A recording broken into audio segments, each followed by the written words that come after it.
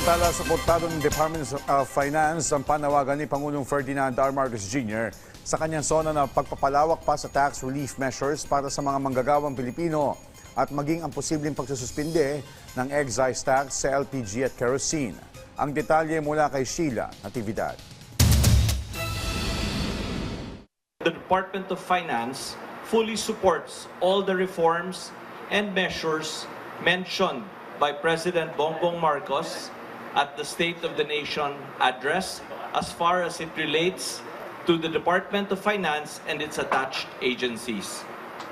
Malaki ang suporta at kumpiyansa ng Department of Finance sa lahat ng tax reforms na binigyang diin ni Pangulong Ferdinand R. Marcos Jr. sa kanyang ikalimang State of the Nation address. Ang adhikain kasi ng Pangulo, maramdaman ng bawat Pilipino ang pinaghirapan nilang kita.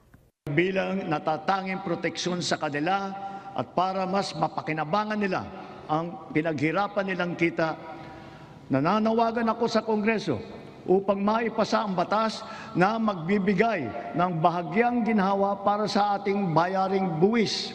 Kabilang dito ang pagsusulong na itaas ang threshold ng personal income tax exemption mula sa 250,000 pesos na taunang kita ay balak ng gawing 350,000 pesos. Kung maisa sa katuparan, milyon-milyong Pilipinong manggagawa ang makikinabang sa bracket change ng pagpapaliban ng buwis. If this reform is passed, it will go up from 5.1 million Filipinos to 6.3 million Filipinos, meaning 5.1 plus 1.2 equals 6.3 million Filipinos exempted.